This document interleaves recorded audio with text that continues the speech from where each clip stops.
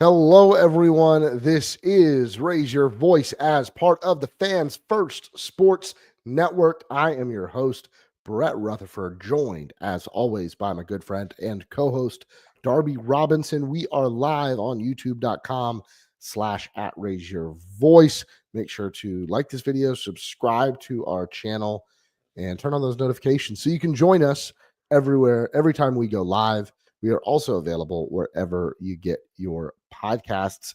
If you want to become a Raise Your Voice Patreon member, just head to patreon.com/raise your voice, where you can join for as little as $1 a month. Darby, we're in March, which not only means great college basketball, but it also means that spring training is well underway. The Rays have played a number of Grapefruit League games already. It feels like I get to this point of spring training where the first week it's really, really exciting. And then every week after that, I'm just really want opening day to be there. And I don't want to watch Grapefruit League games anymore. But I think we have a lot to talk about. I think the Rays have done some interesting things in spring training. A lot of players that are new to the team or are trying to break through onto this Rays team have, I don't know, made some choices very interesting for Eric Neander, for Kevin Cash. What have you noticed so far early on? It's March 3rd. What opinions that you had coming into spring training have changed now that you've seen this team play on a baseball field for a little over a week now? Zero opinions have changed. Okay. Zero opinions have changed. Not based on this, but there is definitely some very encouraging things that I am excited for. But yeah, we're talking about 4 or 5 games and a handful of plate appearances, and I spring training is always one of those kind of things where it's you'll get the whole spring training and somebody is just doing amazing things and you're like, this guy's gonna be great, and then you're never hear from him again. Yeah, so Curtis Mead batting 850 or whatever he was batting. There you go. And maybe it's that Curtis Mead again, but I think nothing has fundamentally changed any outlook at all, period, so far. However, that is not to say that there's not some really exciting things that are happening right now. And early on, there is some movement in terms of some of these camp battles, right? I think when it comes to Curtis Mead, and let's just talk about him, right? He had a great spring a little while ago. So far in spring this year, he has been insane. He's hitting, he has an 833 batting average with an 846 on base percentage and a 1.167 slugging percentage. Good for a nice 2000 OPS. So that's pretty good. That's what you want to see. He has 12 at bats and 10 hits. A home run, a pretty big home run, and a double, and a lot of singles, a lot of good contact, even had walked and cut down on the case. So I think with Mead, he can hit, right? It's been, can he showcase the power? Can he actually get extra base hits? Can he produce at a level that you want to see from a guy who has very limited defensive skills? He's a right-handed bat. The Rays picked up Eloy Jimenez in the offseason as on a minor league deal. So basically just complete lotto ticket, totally free, as a DH only right-handed bat. And Curtis Mead is fighting for that job. And I think if you're the Rays, as much as you'd love to see somebody like Eloy Jimenez tap into the early potential that he provided, I think you would love even more to see Curtis Mead at 24 years old tap into the prospect pedigree that he used to have and just demand to take that job. Will he? I don't know. We've seen this before, but it's very encouraging. We kind of forget that Curtis Mead is still very young. He is not even close to the prime of and still has an option batters. year left. This is, and he still has an option. It's not your make or break year until you have no more options left. And so Curtis Mead, here's what it would take for Curtis Mead to wow the Rays into thinking they could not send him down. It would take him hitting 833 the rest of spring. It would take more home runs. I think a lot of great contact singles are not going to do it either. He can hit 833, but if that slugging percentage drops, I think that 833 doesn't help. because again, the easiest option for this is to keep Eloy. Don't let him walk and become a free agent again. Keep Eloy. Let him play the first 2 months of the season. And if it's not working, that's an easy DFA and call Mead up. Yeah. So it would just take an enormous amount of persuasion for the Rays to just take Curtis Mead. I think going into camp. There's no way they're on the roster at the same time, like to start the season. No, they both make it right, without injuries, like assuming health. Sure. I don't think there's a roster makeup that you could have both of those guys on there. No. I think you need Palacios because you need another left-handed bat, and I think they like Palacios. He can play a little bit of everywhere, and he's probably your backup center fielder to open the season. Backup center fielder, could maybe even play shortstop in a very tight pinch. Yeah, no, he probably could. Second base, corner outfield. I mean, could you, and there's no chance you would go Mead over Caballero and then Jimenez in that last bench spot. Now, again, what's interesting is Caballero has an option as well. Mm-hmm. I think that would seem, and this is assuming Eloy is also on the team, right? Just to keep him in the organization, because Eloy also has an option year, but you would have to actually keep him, have his contract vest, and then be able to send him back. Because that's what happened with the Orioles. I think you would have to. I think it would be very shocking to see the Rays take two positionless right-handed bats. Right, have that, especially if you also are probably going to keep Jonathan Aranda on the roster. Then you have three people who really can't play anywhere. Because where is Mead's playing time coming? If okay, in a world where Mead makes the team over Jimenez, is he going to be a short-sighted platoon DH? Is your 24-year-old former top 100 prospect going to be a short-sighted platoon DH? That's a role for broken down Eloy Jimenez. Right, exactly. No, exactly. And Reclamation project Eloy Jimenez. Right. Eloy Jimenez could recharge his career if the Rays are, depending on where they are come the trade deadline. Eloy Jimenez, if he does even remotely well with the Rays, is going to get picked up by a contender that needs a right-handed bat. That's how these things work. But I just don't see where Curtis Mead, unless you play him in left, but you're sticking Christopher Morel out there because he can't find a position. It's how many of these guys can you? There's a lot of positionless guys that you're trying to, and then the Rays are definitely trying to improve the offensive side of things, but this is a tricky spot to be in. So no, I think you're right with the fact that there's so many option spots that I think somebody like Mead, it would be very hard to imagine that, but it would be great to see him just keep hitting. And I think if you keep this hitting, that does keep him as an option, as a guy that is going to get called up again. He has an option. He has his chance. I'd love to see it happen, right? I'd love to be able to kind of be moving past Mead and then him kind of really kind of remind us all that this was a top 100 bat not too long ago. Yeah, and there's still time. He's young. He caught that helium. And it was deserved, but he's still very young and could easily figure this out. Could have upwards of 6 more years in his prime years. So time for Curtis Mead to figure some things out. But maybe that's the year. And he's looked great in spring. He looks a little bigger. I haven't really watched closely enough to say anything about his defense, but I think there's a lot to like about what Curtis Mead has done so far in the spring. Another player who feels like he's doing everything he can to force his way onto the Rays team is Chandler Simpson. Again, another guy who, barring injury, I do not see a path for him to make the opening day roster. However, Darby, I've never been more convinced about a player. You start thinking about playoff rosters already on March 3rd. Hope is eternal. Good time to do it. Yeah. I've never been more convinced that Chandler Simpson will not be on the Rays playoff roster in October, no matter how many games he plays in the regular season. He's one of those names that for me is going to be playing in October because of his game-changing speed. And those guys are only that valuable come October. Chandler Simpson's a guy who's not a great center fielder yet. I think the Rays are a little they're trying to be patient with him in center field. They think he has the tools to develop there, but maybe there's some questions about tracking balls. Maybe there's some question about the arm.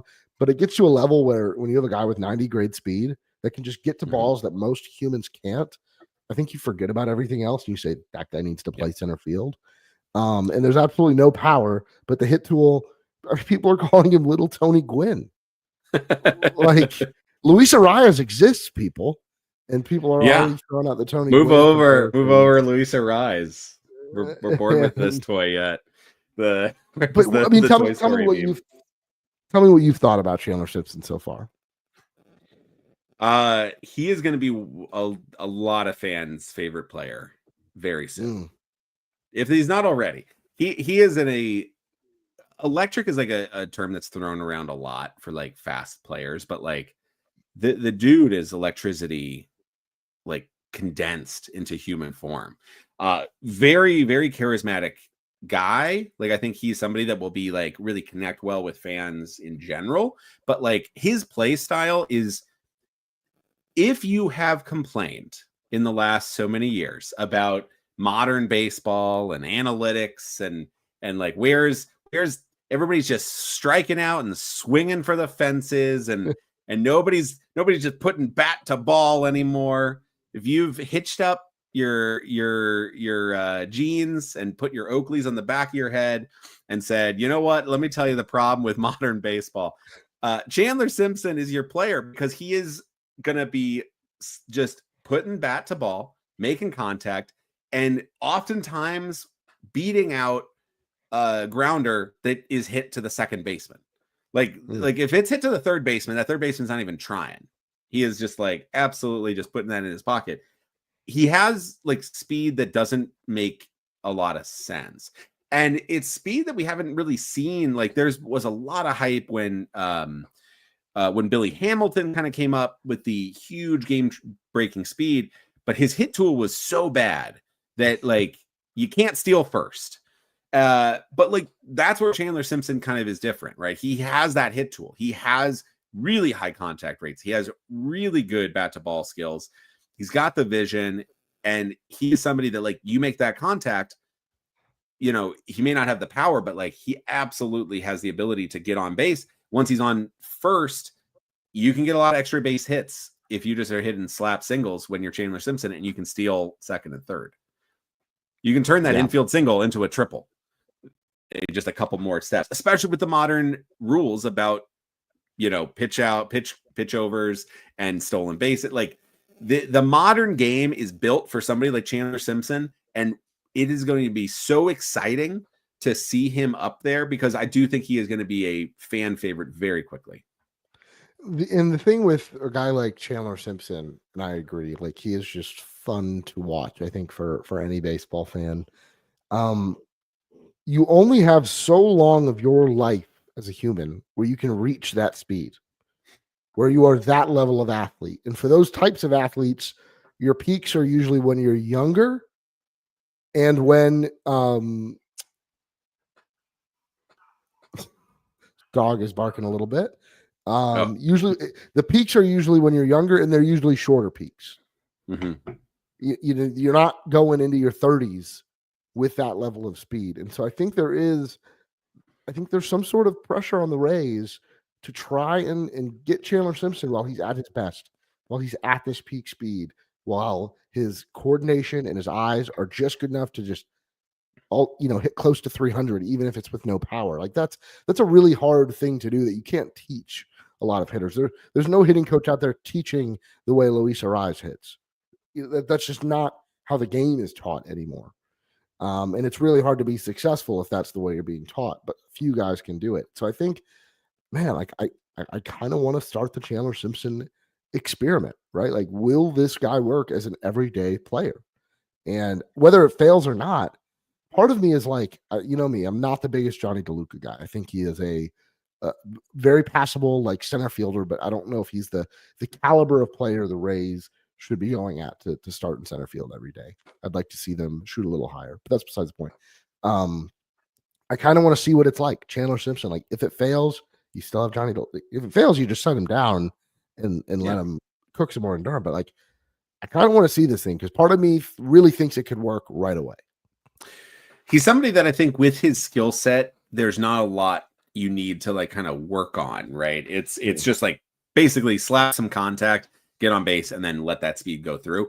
The biggest thing, and why he's not going to get there right off the bat, is that I do think having more reps in center field will help him, right? He's a guy that came up, he was drafted as a shortstop. Which again, that's always he was probably the best athlete at his school. So shortstop. But like as you mature as a player, eventually you get moved to a position that like best suits your skills. Center field's a perfect suiting for that speed, but it is a very technical position. It is very difficult. You do have to read a lot. You have to do a lot of higher level stuff that is not just like speed will just carry it all. And if he can get more comfortable there and make those reads and make those reads more immediately off the bat, that speed then can really take you to that, Jose Siri, Kevin Kiermaier, Kevin Pillar level of like, you are now getting to two balls that are like 90 percentile, 95th percentile, like, or the opposite, 5 percentile, right, like catches. You are basically making these plays that like just don't happen because you have the speed now to be able to get there. Now, the speed as is, maybe you're getting to the 15% balls, which is still great. That's still, again, like that's probably better than what like DeLuca can do. Whereas DeLuca needs to make that perfect read, and he has speed enough to get there. Jose Siri is a guy that like didn't have to make that perfect read, but just the speed will be able to carry you over to get there. Right. There's a reason. There's a reason Johnny DeLuca was a 25th round pick and Chandler Simpson was a first round pick. Yeah. Like there are tools there that Johnny DeLuca just doesn't have. And like you said, Johnny DeLuca has to do everything perfectly to be able to be a passable center fielder. Like it's a lot harder. The power's not there. The speed isn't quite as like he's a fast guy, but it's not at that top level. He has to, probably work a lot harder to be where he is. That's just the genetic lottery. Like some guys are just born like Kevin Kiermaier again. Well, different. He was a late round draft pick, but his athleticism is the only reason he was a Major League Baseball player. Some guys are just born different. And again, like I don't know. It's just to see somebody with any sort of tool that is like you could rank above an 80 grade. I just want to see that. Like as a fan, I just want to see that. There's the talks have been that his sprint speed first to or home to first is at 3.8, which would be 0.4 faster than the fastest player in Major League Baseball, which is Bobby Witt Jr., who's at 4.2. Like that's like significant. And if you think about like sprinters, 1/100th is like the difference between a gold medal and off the podium. So like every one of those, like if he is that much faster than Bobby Witt, now again, like Bobby Witt is a Gold Glove caliber shortstop who also can hit 30 bombs. Put it all together, that's a top 5, top 10 baseball player in Major League Baseball. But like that tool is so, if that's better than the fastest guy, that's incredible. And with that high contact, like that's the thing where we talk about Luis. You mentioned Luis Arraez. His tool is contact, right? Elite level of contact, but he's not fast. He doesn't have a defensive home. He has no power. Simpson's bat may not be as strong contact wise as Luis Arraez, but it is very good. And it's something that could be very good very early, right? It doesn't take a lot to be that like, high contact. It takes a lot to mature into power. It takes a lot to identify pitches that you can turn on and put damage on. It doesn't take as much to figure out a pitch that you can just like get contact on and then get off towards first. plus that speed there. If he can be a good center fielder that can make that spectacular play, maybe not a great center. I mean, that's the thing with Kevin Kiermaier. What makes him, a platinum glover is that he was a great center fielder who can then make the extraordinary play. Andrew Jones is a great center fielder who can make the extraordinary play. I think with like somebody like Jose Siri, he was a good center fielder who can make the extraordinary play. Yeah. I think if Chandler Simpson can get to that level with his game-breaking speed and bat, I think that's something that could be a very good Major League Baseball player. And at worst, he is a part of you could see him as a perfect platoon with DeLuca, a righty-lefty platoon. And when he's on the bench, that is a weapon right there that you can deploy at any point during a game and get somebody else to get the first, and then Chandler can get you the next three. Yeah, to me, he doesn't seem like the type of player who you need to call up and play every day. Mm-mm. You say that with like a lot of top prospects. It's not really it's not really worth it to call someone up who's going to platoon when you have, expectations of that. You want them to be somewhere where they can get into a routine. That's all like professional baseball is all about. They're teaching how to get into a routine throughout the minors, because when you're in the big leagues, you're kind of on your own. There is coaching and there is guidance, but you need to learn what it takes to be a pro baseball player every day. And so like Junior Caminero, like this year, like they've given him the cups of coffee, and then last year had more of an extended run. But this year he is going to be the everyday third baseman. Mm-hmm. He is going to be in the lineup every single day. He'll get his off days, maybe once every other week or whatever it is, once a month. But he is the Rays' everyday third baseman. He's probably the only player on this team, other than I guess DeLuca right now, just more out of necessity than choice, who is going to just play every single day, no matter who's pitching, and play at the same position every single day. And that's a lot of pressure for a young player. So, but I do think Simpson is a little bit different.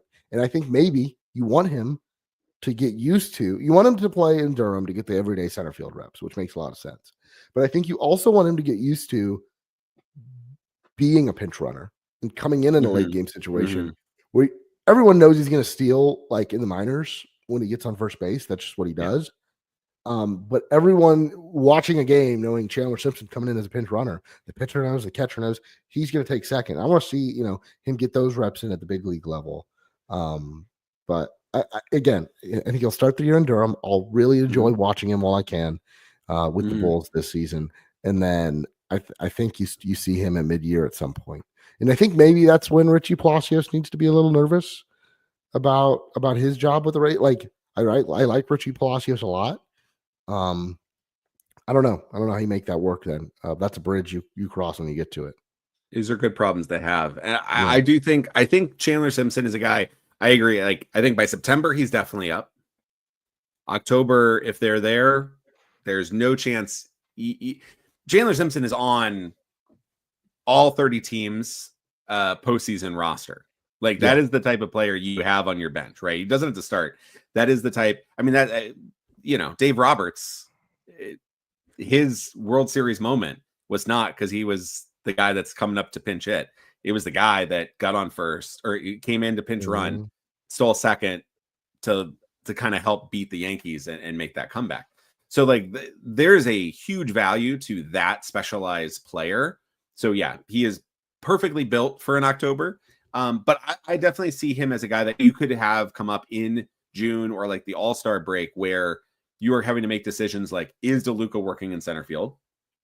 How's the bench situation, right? Like Caballero, Palacios. This is also like, is there an injury early, or is there like a need for a spark on offense? Right. Like he is a guy like, that you can get something, some energy, some excitement. If that offense is just not working, if it's still stagnant. And he's a guy who doesn't hit for power, but he runs for power. Like we said, he's gonna get on first and he's gonna take second. That's just didn't mean to make myself bigger there. That's just turning singles into doubles. That's turning outs into singles. Like the production comes now, it's got to work at that peak level for it to really be of value in terms of run production. But yeah, I don't know. We will see Chandler Simpson at some point this year. I'm pretty sure of that. I would be shocked if we didn't. Yeah, let's talk about Danny Jansen. Danny Jansen was a guy when he was a free agent. I was expecting him to go to some place where he could split time, and I was really impressed with Brad Nortvet last year. So I thought it was going to be more of like a true split, where maybe it's 55-45 Jansen, or maybe closer to 60-40 Jansen in terms of plate appearances. I really now Ben Nortvet will play, but Danny Jansen, I think, is solidifying himself as the guy that's going to catch 4 out of 5 days for you, or 5 out of 6 days in a lot of weeks. And I don't know, that's kind of refreshing to see a veteran come in and stake their claim. And I think Danny Jansen's already garnering a lot of respect around the Rays clubhouse. And what a signing that could turn out to be. For a short term signing, I think that's a great fix at the catching position. Oh yeah, it's working out so far. It's very early, but working out exactly how you would hope it would be. Right? You have I mean, he's hit a couple of bombs. He's looking at the plate. He's, the hard work in the spring is basically just working with all these pitchers and making sure that he is on the same page with everybody, knowing like what they can throw, what they feel comfortable throwing, how to kind of get them out of a funk, how to kind of get their minds right. And it is a tricky job, but this was an exciting signing. We both were very excited about it, and very early returns, but couldn't be working out better. So very excited to see Danny Jansen this year as the catcher one for sure. Like this is not a platoon spot. This is definitely a catcher one spot, which as a catcher you're going to have to get more off time than most positions, because that is a grinding spot. If he's catching one night, he's Wordvet's catching the morning. Like you don't do that to some guys, but he's somebody that I think this is definitely, we are shifting from probably since Wilson Ramos. We haven't seen like non-platoon. Like this is the number one guy. I mean, I guess like Zunino. Yeah. I guess Zunino had the number one spot. But even he had the year where he split with d'Arnaud when d'Arnaud came in. He had more. Yeah. He had more splits. I think like he had the big 30 home run. Like he had the one, the all-star year.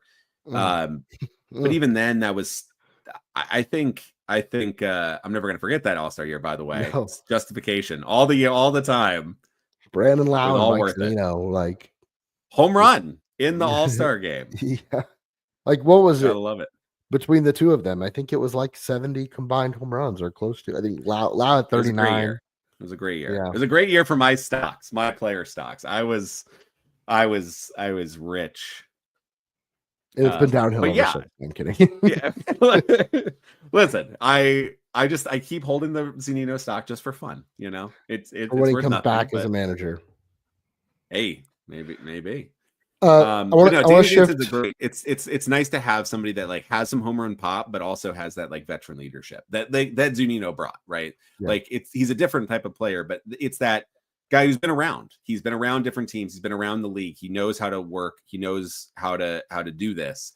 And for a team that's quite young, and for a clubhouse that needs that, I think catchers can be really big glue guys.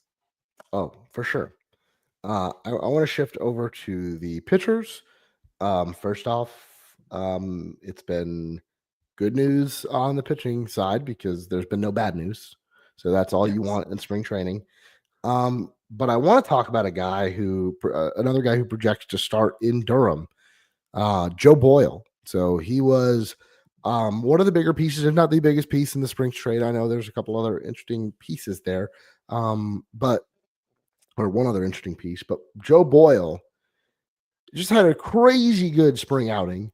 Was just 101 with ease, it looked like, and had great command. Had great command of all three pitches. Darby, Joe Boyle, another guy where it's like the potential. Is the command always going to be that good? I don't know, but maybe the Rays, maybe it took Kyle Snyder all of a month to fix Joe Boyle. I wouldn't put it past him, but man, Joe Boyle, what an exciting piece to have. Well, I mean, yeah, no, Boyle, obviously the big talk around it was like, very much like Tyler Glasnow, right? All stuff, no command, tall, lanky, mechanics are all over the place. Was a starter, kind of moved to the pen, like kind of like one of those guys who just like the stuff was so loud that you just wanted to have somebody is going to want to try to fix it, right? That's like a real fun fixer-upper. And we saw with Tyler Glasnow, it didn't take very long for Glasnow to go from like kind of unusable with the Pirates to great. And then within like another year to like near elite to now like elite and then still elite. Like Glasnow's the only issue is injury. Like that's it. Like durability is his only problem. Like everything about him is just like perfect. Now Boyle, obviously those are big shoes to fill. That's a kind of a crazy thing to like add on to somebody, but like the stuff is unbelievably exciting. Did he throw a ball under 100? I think he had like one at like 99.6 or something like that on StatCast. But it was all heat. It was all gas. It was crazy. But I should say it's not all gas because like his fastballs are there, but his changeup is like one of his big weapons. And one of the things with that is if you have a 101 like sitting fastball, if you can have a wipeout changeup, it's almost impossible to prepare as a batter. Unless that changeup never comes anywhere close to the plate, like it has for Joe Boyle for most of his career. That has not been the case in the spring. He's kept the walks and command. He had 2 basically flawless innings. 4 Ks, 11 whiffs. He was kind of working on a bit of a mix with his slider. It was like I think it was categorized as a slider. I think he was talking about it as a kick change, which is basically a bullet fast change. Basically, like it was like going at like 95. I think is one of them, or at least one of the pitches. There were some weird outliers, and like there is some StatCast data for it, but it's also like very small sample size, so it's like weird pitches can sometimes be like, is that a slider? Is that a sinker? And a lot of the data off of that is usually predicated on what that pitch normally does. Right. So if it's miscalculated as like that's a fastball, it's like, well, that's a bad fastball, but it's also a wicked fastball because it moved a lot, but it's also slow. So let's just say it's something to keep an eye on for sure. The kick change is like kind of the new hotness because Clay Holmes, as he becomes a starter, has been using that to like kind of pair with his sinker, or kind of like off of his sinker, is to give a slightly different look. So so the 3 pitches that he used, fastball, slider, change, although the change and slider, there might be a 4th pitch that's like kind of between the 2 of them, all graded out at like on a 20 to 80 scale, early on some of the stuff plus metrics is like 70, 80, like insane levels. These are very small sample sizes, so temper those expectations. It was great that he got it over the plate, but this is the sign, right? That early spring where you're like, that's why you trade for him. That's why you trade Jeffrey Springs for him. And that's why it was very exciting to get somebody like Joe Boyle back, because like there's 2 paths ahead that like have very good outcomes. There's a lot of paths ahead that don't, but there's 2 pretty good paths. One he is a Tyler Glasnow level, huge, big time wipeout 3 to 4 pitch starter who just absolutely obliterates people because all of the pitches are elite. Or there's a great outcome where he is a unbelievably dominant 1 to 2 inning reliever, and he is the next like Pete Fairbanks or Devin Williams, who's just an absolute butcher in the 3 to 6 outs that he's given. And when he comes in, it's basically curtains. If he can get command and the command is there, the stuff is so good that those are the 2 more likely outcomes. But command is tricky. It is a constant work. And with a guy that tall and lanky, the mechanics are going to be a constant effort. But that is, we talked about it, I think, on this pod.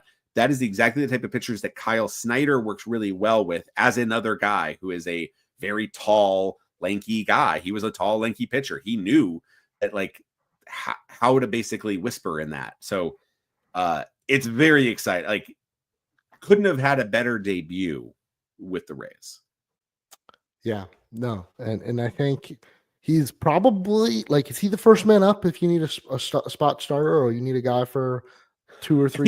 He has major league experience. I think depending upon what happens with Littell and like what the rotation is, like do you call up like Jacob Wagas back? I feel like if it's like a short term, I'll say this. I think Boyle is somebody that you could absolutely see coming up for a spot start, but I think it's somebody that the Rays are going to probably want to have a little bit of runway in Durham to work on specific things. In the short term, assuming you keep Littell, it's like Littell plus is your rotation spot. It's like Littell plus Faedo, or Littell plus Vassell, or Littell plus Mason Montgomery for 2 innings in the 5th and 6th. Like, I don't know. It feels like in the Faedo or Rays, Kevin Kelly for 2. Yeah. And so I think the Rays,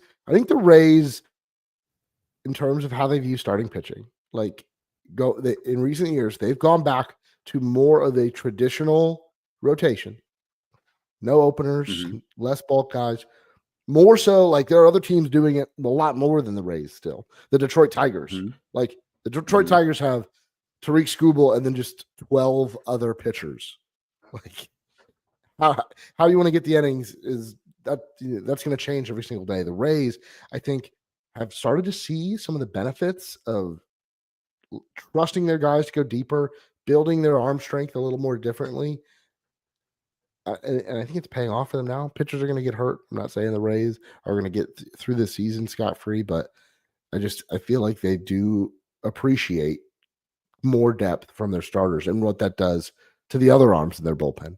The guys like Faedo and Vassell, who are going to get multi-inning outings several times throughout the year, like that could be just as bad on your arm as throwing 200 innings.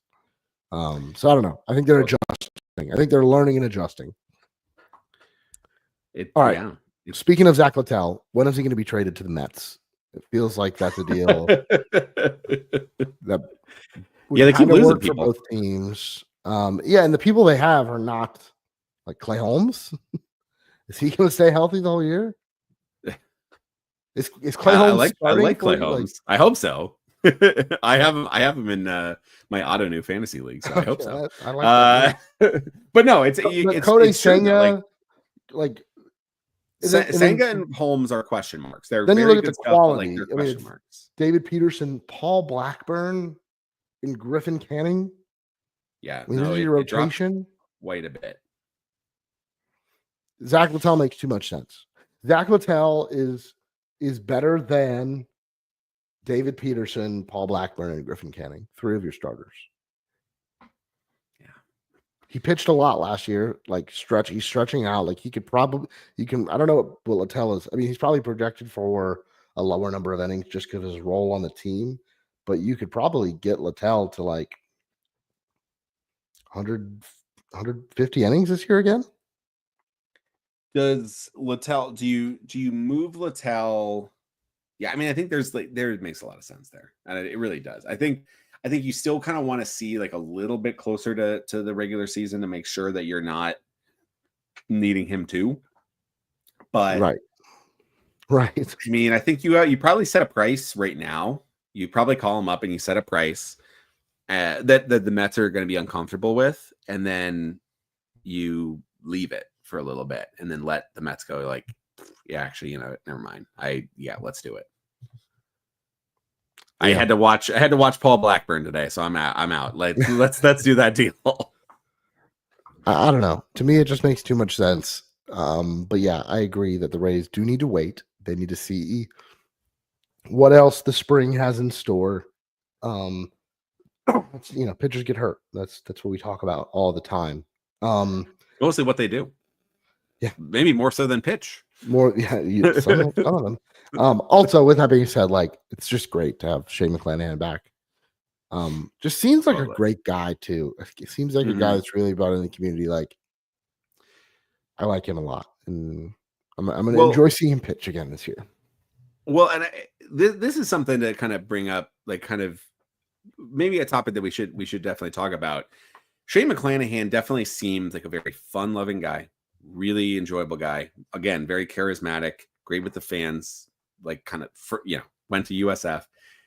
He seems like a good clubhouse guy, and the Rays have put a lot of emphasis, and it's been in the Tampa Bay Times quite a bit, enough that that they've made it a lot of emphasis because they're talking to Romano and Topkin about it a lot, that like they want that like clubhouse to be strong and not be, and they thought that kind of got away from them last year, and that's a lot of the reasons why they just couldn't get into a groove. And it did feel like a grind on us as fans, and I felt like a grind watching the team. Like it didn't seem like a team that early in the season there was a report about Richie Palacios about how he was like desperately trying to encourage everybody to cheer. And that was like a really, I read that and I was like, that shook me like a lot, that like this guy who just got traded there, who is like a good player, like a fun, like a really useful utility player. But like, he's the guy that's like, damn, these guys are morose. These are some morose MFers. Like we gotta get some excitement here. Like, and like Palacios is like, again, you're totally great clubhouse guy because he is a very like lively, fun-loving dude. Like seems like a really like, he seems to just love that he's a professional baseball player, which is weirdly not a thing that a lot of professional baseball players have. Well, they don't act like it, at least. Yeah. Anthony Rendon is somebody that doesn't seem to love the life that he has chosen for himself. So like he's been Richard, quiet like, quitting for years. Actually, not so quiet. At this point, it's just he'll tell you, yeah, they won't accept his resignation, but he has been trying to give it. He has been like, can I quit now? No. All right. Well, my ACL's done. So I'm going with that. That was a sign to me last year that there is not a great clubhouse when you're talking about like one of the newest members of the team is like trying to, and the fact that he felt like he needed to be like, yeah, we're struggling, but like, and everyone's just sitting there sad and depressed, and I'm just trying to be like, let's cheer. Like a guy gets a single, like, okay, let's make some noise. I think that's something the Rays really need, because they're a team, they're built as a team that doesn't have like, all right, here's our two superstars, just carry us, right? Carry us when things are bad. Juan Soto, take the wheel. Like you got to just carry us right now. Like you're gonna need you. Otherwise nobody's hitting. It's a team that like needs the whole lineup to contribute. You need to be able to say like, Yanni's having an off day, but like, Danny Jansen comes through with a big 2-run home run. Like Jose Caballero comes through with like a clutch triple or something. Like you need like the entire lineup. And to have that engagement, you do need a clubhouse that feels light and fun. And so Shane McClanahan's a really good addition to that. But what is your take on like all this talk? Because like there's now been 2 articles about clubhouse. Yeah. Well, there's, interesting quotes from Yanni Diaz about how in the past he said, and I quote, been 1 or 2 guys that kind of just do their own thing. Like that's very telling, specifically given the moves that have been made dating back to last year's trade deadline. Guys that are no longer on the team. And now the Rays are saying they want to have a different kind of clubhouse. I think it's interesting. And none of us are in the Rays clubhouse as much as the players. We get a lot of access through the media. Baseball is unique in some ways like that compared to other sports. But I'm very interested to see how this plays out. And you know what? I applaud Rays leadership for attempting to make changes. Whether or not these are the types of things that really need to be reported in the Tampa Bay Times. Are they going to have that much of an impact on the baseball being played this season? Or is it just an interesting spring training storyline when writers are looking for content? I would say for their papers anymore, but those don't exist. I think the Tampa Bay Times prints once a week now. I don't know. Everything's online. Anyways. But there's been some talk about the Rays changing rules regarding accessories, which seems like such such an anti-Rays thing to do, right? Like Mhm. very we're going to try different things. We're going to be weird. We're going to let our players do what they want. I mean, even thinking back to like the Joe Madden days where you've got penguins in the clubhouse and everyone's getting mohawks. Snakes.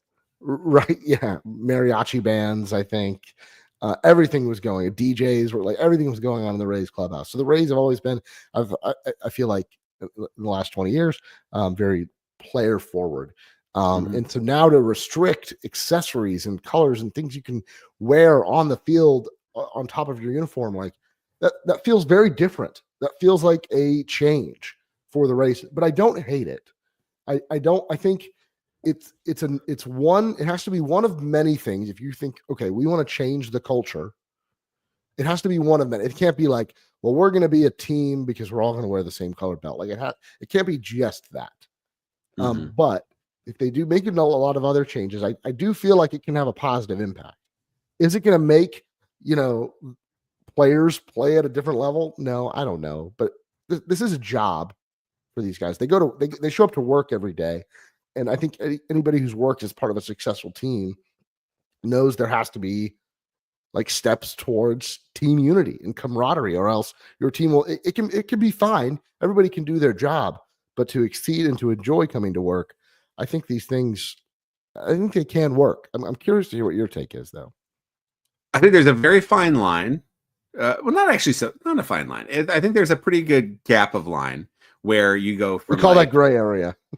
The gray area between you are, I call it the pinstripe area, where you're going from restricting what people can do accessories wise to what they can do with their facial hair.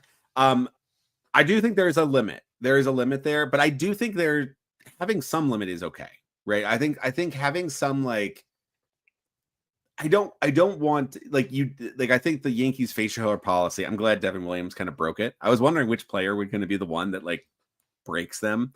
And so I'm glad he did, because it was a really outdated and really kind of dumb restrictive thing. It's such a good PR for the Yankees too. They shouldn't get that win of like, oh, look, the Yankees did it. Wow, we're so happy. We finally did the thing. We moved to the 19th century. We're going to get to the 21st, but we're moving there. We're 2 centuries away. But I do think there's like, I think if they saw that there was a divide in that team, and there might have been some like some absolutely like clicks and separations that just were getting out of control, then I do think like having some stuff where you do unify, like there's a big difference between like you're a corporate entity, like you're the Yankees, or you're Joe Madden's like just kind of wacky, crazy stuff. I think somewhere in between can really work well, right? And I think there's a lot of teams we've sort of seen this, like where it's like a fun, like dugout home run celebration or like a post-game thing. And like having certain stuff where it's like, you are a team, here's how we're going to showcase that as a team, whether it's bonding activities, whether it is like belts, like here's the belts that we're going to wear or something. I think that can be helpful, but it does. I think you made a good point there. It has to be part of a larger thing. It is not just like, all right, we're wearing the armband, we're wearing yellow armbands, problem solved. It does need to be like, it needs to be that if you have a pitcher go wild, hit one of your batters, then try to big time them afterwards, and there becomes a brawl, you cannot have a collective basically eye roll and annoyance from your team like happened in Milwaukee when Jose Siri got like beaned, and you had this like absolute like brawl basically, and like the team basically came out just as like you a chore. It was a chore. Like you need like a Johnny Gomes on your team. Everyone on your teams be acting like Johnny Gomes, where when Shelly Duncan goes in and takes out, was it Aki at second base in a spring training game, before you blink, Johnny Gomes is on the back of Shelly Duncan, ready to take already in a rear naked choke. Yeah. Like he has sprinted out and he is already getting a tap out, like already. I mean, you look at some of the best like Rays teams, right? You have like you have James Shields nearly knocking Coco Crisp's Yeah. head off of his body. Fair play to You Coco have- Crisp. That picture is always great. Shields did miss because Coco Crisp to avoid Absolute that punch. Neo. I mean, Neo it would have knocked him out cold. It was a haymaker from James Shields. that was a Coco right-handed pitcher that was like locked and loaded on that one. He just barely misses that chin. Like that would have put like the Odor punch like to bed. Like that would have been the Jose Ramirez on Tim Anderson. Yeah. down he goes. Yeah, that was watch it. So I think it's like you don't have to get into a fight, and I don't, and I think the inverse of this too is you are overly sensitive and defensive, and I think that's something that Aaron Boone's clubhouses happen all the time, and I think it's completely derailed the Yankees a lot, where they are just like martyrs and like constantly like whining, and it's like your manager comes out and you're just whining and pouting, and so like as a team you're feeling like it's just a weird energy. I think the best energy is like when a Yankees team starts throwing at people and beaning people and acting like they're savages when they're really just paper tigers. You then have Kevin Cash basically be like, I'm gonna get fined for this, and I'm gonna say like, we don't want to have to do this. We want to just kick your ass on the field. But if you want to go here, we can basically just start murdering people if we wanted to. like we all have nukes. We don't need to like, if you want to go, let's go, but like, let's not. And I think that's that willingness of like, because the team then did not fall into a beanball war. They then got into put 5 runs on Jordan Montgomery in the first inning. Absolutely destroyed Jormont, and like that's what you do. And then as a team, I think that was their like, we are going to kick their ass today. It's not going to be we're gonna throw at them and whine and do the slap at people when they kind of come in and then pull everyone away. It was like that team was unified in a hatred of the other that day. And they were like, we are going to put it on this guy. Like Jordan Montgomery didn't really do anything. He was not one of the guys, but he got it. He got laid out because his team, because of Aroldis Chapman and his own team being like a bunch of jerks, and Phil Nevin. That's a thing that this team was missing last year. I do think like between the Palacios comments, between the Siri brawl, like I don't know. It's a hard thing to manufacture though. Like you said, and losing enhances that. And losing enhances that, right? If you win, suddenly everything you're doing is a genius, and if you lose, everything sucks. So I will. And the vibe, like hardly are the vibes ever going to be off if like you're a winning team, like a title contending team, or if the vibes are off, like you said, how good it feels to win just masks all of that. Like. Mm-hmm. And so when the vibes are off last year in the Rays, like, it was their first time not having a winning season in 6 years. For pretty much anyone on the field for the Rays had never had a losing season with the Rays. Like, the vibes are off. The team was worse. But I will say this. This is something that I think has been a couple of years building to last year. And I think there is something to, and we dismissed it, I will say, but like there is something to the fact that the Rays don't leak, but when Topkin writes on stuff, there is a good chance that somebody has said it to him. Probably multiple people, and probably important people. Power players. Yes, exactly. And I think we didn't, when he was talking about Wander Franco and had multiple articles about Wander Franco's his own locker, his shoe locker, his this and his like all of that, like obviously nobody knew about the criminal proclivities of him, right? But like there was an attitude of like he is better than everybody else, and like he was basically an 8-win shortstop, so like like on the field like that he was the most important player. But I do think that is something that like I think that rubbed somebody like Yandy the wrong way. I think there's some antics of. I think it's made worse. I think the feeling of the Wander experience, which was short, right? I mean, burp right and not very long. Like I think what's happened after what we've learned about him, I think that might even leave a more sour taste in your mouth about, man, I hated 100%. that guy for the last 3 years. He was a jerk, and I was right. He's a terrible person, and we So had to put up with it. I agree with that, but I think more to me, like, because I didn't see that. I saw that as like, I want my guys to play loose and be free and like whatever. He has a lot of shoes. Yeah, Like, yeah. he's great. Kevin Cash went like when after the flip. I'm sorry to interrupt, but after the Wander Mhm. when he flipped to himself, like Kevin Cash came out on like I God, think yeah. MLB Network Radio the next day and was like wasn't saying, no, we gotta watch it, we gotta be careful. Like he was embracing that part of Wander's game and personality. But there's also other stuff going on. Well, and I think that's something that Kevin Cash, I think, is an exceptional manager because I don't think he will ever publicly toss anybody under the bus, even though body language wise, you could tell he was ready to strangle Jose Siri about maybe like 6 or 7 times throughout the season. Like, Yeah. I think there has been, he has benched him like publicly, but even afterwards, I feel like he has done like, he has done damage control, right? He is not going to big time a guy. He's not going to say like, he's going to maybe explain what happened. Like he's not going to sugarcoat it, but he's also not going to like punch a guy when he's down. And I think that's a sign of a very good manager.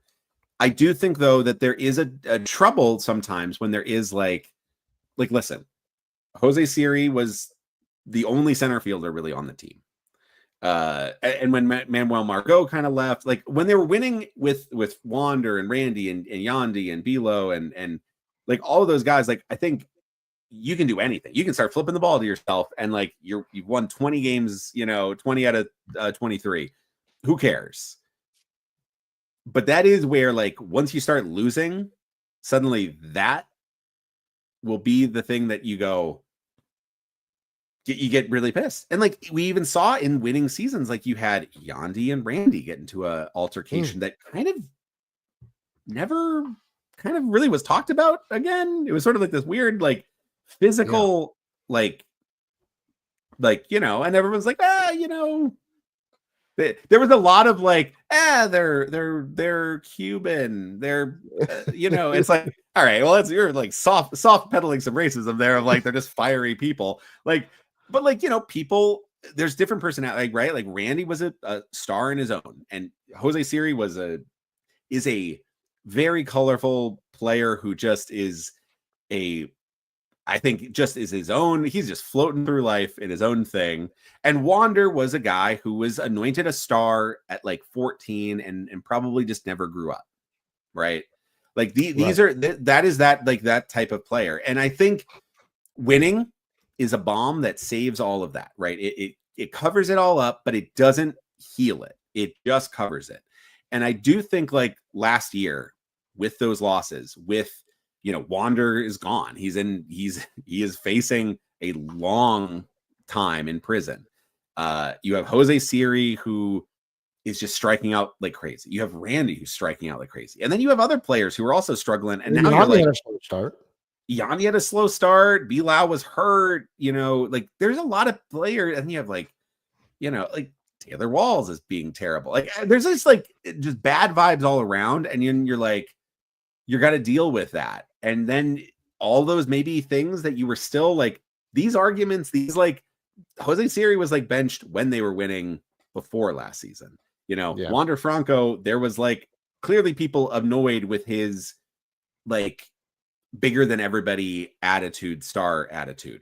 There was a physical altercation between Yandy and Randy that was hopefully resolved, but like clearly those guys were like, we'll be professionals, but maybe they're not going to be having dinner, them and their wives and kids. So those things are happen. And then eventually everybody struggles. And now you're like, well, I struck out. And that thing that guy does at work, I'm now extra annoyed about it. Like I can put up with him chewing with his mouth open, but you know what? Damn it. Not today. Today I'm done with it. I'm done with that. Close your goddamn mouth, Phil. I'm sick of it. And that's the thing, right? Like that's the level where you're like, is that a thing that was building? Is that a thing that's happening now? Like, I don't know. It's hard to say, but I do think it's something that I'm glad the team is addressing or at least acknowledging. and working on. And I think the makeup of the squad this year, I think reflects a team that like should be able to at least have the off the field stuff kind of worked out. There's some good veteran leadership there. I think Danny Jansen brings some veteran leadership. Yandy and Bilal are like the guys on this team that have been around. Pete Fairbanks, I think seems like a guy that is like, again, a great clubhouse guy. Shane McClanahan. I think you have the pitching core is a bunch of guys that have been around together a lot. So yeah, you're hoping, and you still have a guy like Richie Palacios to kind of be maybe like that Manuel Margot role of like, you can't dislike Richie Palacios. You have to be the asshole. If you're like thinking he's a jerk, you got to be the asshole in that situation. So like, that's the same with Margot. Like, I think he was a guy that he could bridge the gap with everybody. He was friends with everybody because everybody just, Manny was just delight. So I'm hoping this is a team that at least has more fun playing baseball, which will hopefully lead to more wins, or the more wins will allow them to have more fun playing baseball.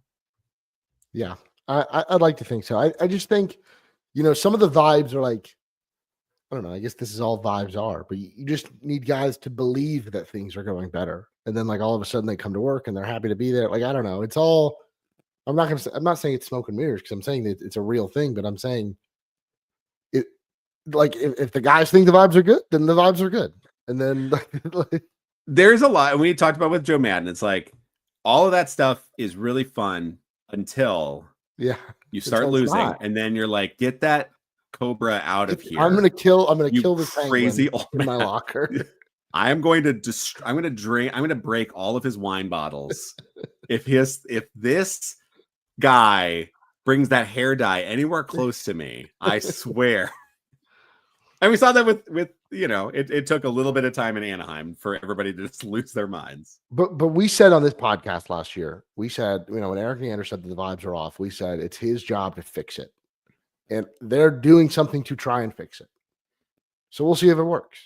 They've changed the roster. They've brought in some veteran players.